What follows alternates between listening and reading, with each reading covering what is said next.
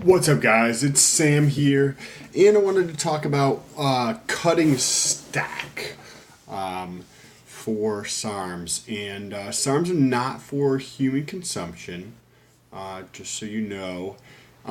So don't take them. But with that being said, make sure you subscribe and stay tuned because I got lots more content coming. There's a little bell notification. You just press that. YouTube will notify you every time I post a new video. So I get messages all the time, and I love it on Instagram or on YouTube on here. So if you want to message me on Instagram, there will be a link in the description. Just come over and say what's up. I will get back to you. So what would be a good cutting stack, right? And I think it is going to I think it's going to depend on where you are on that spectrum, right? So if you were to say break out, say something where you had 18% and 18+%, right? Just something just to create some type of framework of where to go. Say, and just this is completely arbitrary. You could pick a different number if you liked, but 18% and 18 and over percent body fat percentage. If you're starting at over 18.5%, and if you're under 18%, I think that the first thing before you get into any stack, there's two foundational things. And I think you already know what's coming because most people just don't want to put in the work. So that's what I'm going to talk about for a second before I get into any type of compounds.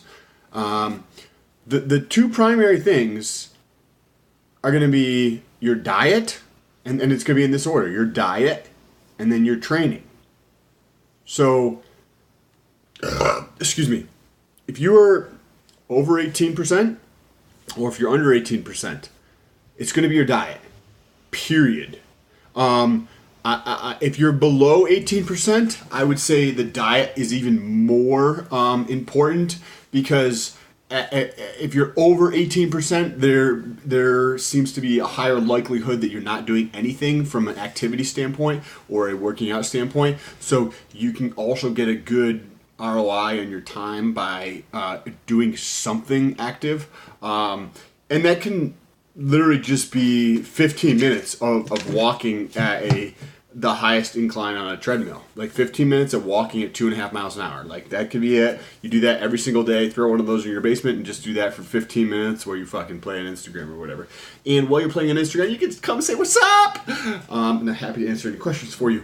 And the same thing, when you're below 18%, I think that it gets even more important because then you really start to, like, especially the lower you go, the things you do with your diet are going to have, that's going to be where you're going to get that incremental improvement that's going to allow you to reach whatever goal it is you want to do. And so the diet is going to be number one. And if you are not sure what to do, like, start with counting your macros, okay? And if you don't know how to do that, do some Googling. If you, just very super elementary, just go through and start counting the grams of protein you have per day. Don't count your fats. Don't count your carbohydrates. This is how I started. Just count the grams of protein you have per day. Get your grams of protein that you eat per day equal to your body weight. Okay, start there. Then you can start manipulating stuff. But get that first, right? Get that down so you're at 1 gram per pound per body weight. So if you're a 200-pound person, you want 200 grams of protein. Start there, and then go into the training and the cardio and that kind of thing. So remember, if the objective is to get leaner, increasing the activity. That doesn't mean just doing straight cardio for the whole entire time. If you allocate a certain amount of time, right? So if you were to say, I have 3 or 4 sessions per week, each one's an hour long, I would probably allocate somewhere 15 to 30 minutes to cardio and then 30 minutes to 45 minutes to lifting. And not the lifting that you're probably used to, where you'll take a 2 or 3 minute break in between every single set and you fucking talk to your bro and say what's up and look at the girls and double tap some fucking Instagram girls booty shot and then go back to doing your next set. When you're trying to lose fat, keep the activity going. So you just did your set of something else, do something else. Like, get a fucking jump rope and do fucking 30 jump ropes or whatever, jumping rope. I don't fucking jump rope, so like I don't know the terminology. Fucking push-ups or whatever the case is. Like if you have, say, so this is how I like to do it, right? If I'm trying to say if I'm doing back, right? But one of the things over the last like 2.5 years or so that I've been working on is my shoulders and just widening them at the medial point, which is the side. So when I'm training shoulders or legs or chest or even whatever, I'll throw in some shoulder exercises. Nothing heavy, nothing crazy, and I'll just do some shoulder exercises. But I also do a lot of rear delt exercises. Excuse me, so I help even them out and get a completely rounded look to my shoulders. And I've been doing that for quite a long time, maybe probably 2 years, 2.5 years, somewhere in that neighborhood, and it works. So if you have a weak area, say if like your legs are your weak area, then when you go to take your break from whatever, say if you're training back, then do 10 lunges, right? 10 on each leg. In between, then go back and do your next set of back, then do 10 more, and then do that for 3 or 4 sets, and then do fucking squats or whatever the case is, and then do like superset it with leg extensions or curls or something. So that way you're going to be continuing to burn calories. If you're trying to burn calories, stick with more of the compound exercises. So if you're doing like a leg extension, it's not necessarily going to be tremendous in terms of the amount of calories you're burning, but doing things like that, if it's a weak area, I like to hit both of them because that way I can burn some more calories, but then also bring up the weak area, right? So between, say, if I'm doing back, right, I can do some lateral raises here with like a 15-pound weight or something like that for my shoulders in between my sets for lat pull down, and I just go back and forth, just nonstop the whole entire time. Because I enjoy that type of tempo, but also it's going to burn more calories that way. So you do your back and then just go straight into lunges and then do it again and then back and forth and just do that for your whole workout. So either 30 minutes or 45 minutes is actually activity, not you're there for 45 minutes and you have 16 minutes of activity, which if you actually timed how much time you spend lifting, it's probably something very small relative to the time you spend in the gym. Okay, so we went over those two things, right? And the thing with the diet, I just want to touch on this real quick, is you don't have to do anything fucking crazy, right? Like, think of it as like a long term. You want to be able to do this for a long time, right? So first of all, have patience, because you probably didn't get where you are right now in the course of a couple weeks or a couple months. So have patience, but think like you're going to be doing this in 60 years or 37 years or 79 years. Like, you're going to be doing this for a long, long, long time. So take an incremental approach. Week 1, do one additional thing for your diet, right? So you're going to just start making sure you have, the amount of ounces of water you have per day in your body weight. So if you're a 200-pound dude, then have 200 fucking ounces of water per day. Especially if you're trying to lose some fat, right? Because that's going to help with all your body's functions just more. It's going to allow your body to function more optimally just across the fucking board. It will help with your skin, it will help with your sleep, it will help with your metabolism, just fucking copious amounts of things that it will help with. Then week number 2, now that you've been doing 200 ounces of water every single day, and you're like, I don't know how I could do that. Well, yeah, I mean, it's really not that challenging. It's like 1.5 gallons, not even. So or just about a gallon and a half. Now I'm thinking a gallon's 120 ounces, 128 ounces, so it's 72. So just over a gallon and a half. It's really not that bad. I drink a shitload of water every day. So initially you're going to be pissing all the time, and then it's going to, your body's going to get used to it, right? So your first week, do that. And week number 2, then start counting your protein, right? And then week number 3, start increasing your protein to get where you need to be. Okay, you're at 50 grams or 80 grams per day. You're supposed to be at 200. So figure out things to add in there. Week number 4, cut back on a little bit of carbohydrates. Week number 5, pay attention to what the fuck you're eating again because you fell off track. Week number 6, start counting your protein again because you weren't paying attention to it. You know, it's just take an incremental approach and constantly keep working at it and keep working at it and keep working at it. That's what's actually going to get you the results, not some fucking stack for fucking SARMs. That's not going to get you the results. It's putting in the fucking work. Day in, day out. Day in, day out. That's it. Period, across the fucking board. If you actually did any of this, which you're probably not going to because you're probably too lazy and you just want to you just want some fast, quick thing to do to get you thinking that you can get the results that you want to look like a certain way and you won't actually succeed. I personally would probably take 2 things.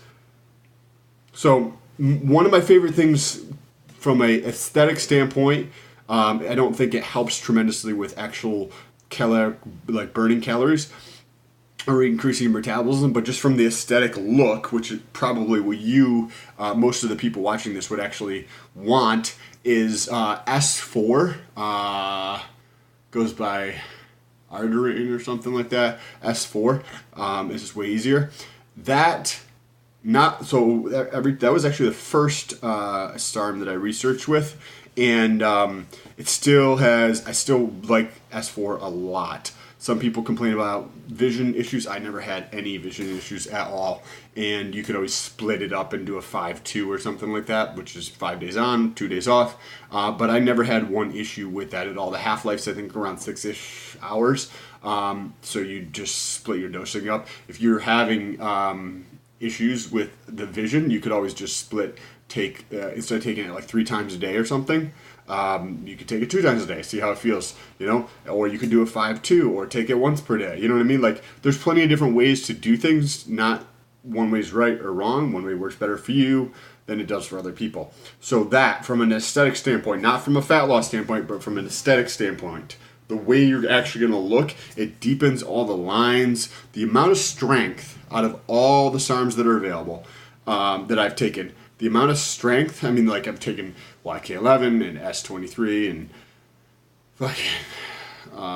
pretty much all of them except for the ones that start with an A. The newer ones like AC, AT, whatever those ones are. I haven't tried those ones yet. I've always had a tremendous amount of strength gains on S4. I'm not sure what it is, but I've always had the most amount of strength increase when I was taking S4 versus anything else.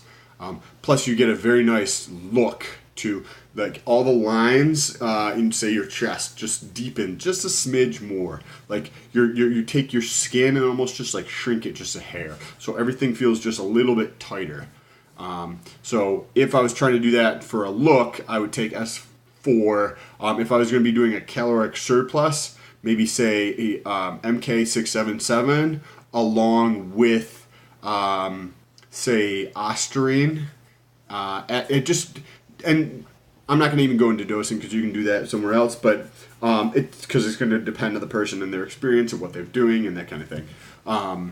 But MK677 to help with the retention of the muscle, and with the Osterine, same thing. So something like those two, but they're not going to burn a tremendous amount of fat or calories. What's going to do that is your consistency with your diet and your training. Like, that's just what it is. If you want something that's actually going to help with the fat burning, yohimbine or yohimbi or whatever it is, it actually helps burn visceral fat, which is the fat men tend to get in their midsection and lower back. And it's called brown fat, I believe. And it helps with that. But if you're going to use yohimbine, look up how to actually take it So first of all, from the standpoint of a dosage standpoint, because you might not be able to handle the correct dosage in order for it to be effective. And a lot of the products on the market are not dosed at the dose that you need them to be in order to them actually be effective. Another thing is that the research has done, I think, on a full stomach and on an empty stomach, and the research showed that they were only it was only effective when it was on an empty stomach. So if you're going to do it, maybe do it fasted in the morning when you would take it, and make sure you take the correct effective dosage for that. It's going to be like this much per kilogram or this much per pound. So just do that math for yourself. So something like that, DNP, potentially. I feel like that works better at above 18% personally than below 18%. Depends. I guess generally for DNP, I only take that for short periods of time. That's what I have done in the past, is mainly just take that for short periods of time. But so if you were so let's get into an example. If you're at say 16% and you want to drop down to 10%, okay, and you if you're actually willing to put in the work in the diet and the training, then you could take something like MK677 along with the ostarine. That's something that I would feel comfortable with researching with from the process of while I'm cutting. And if you've been watching any of my videos, that's what I've been doing currently. Cardarine is I don't remember if that's a SARM or not. I don't think it is. I think it's a PPR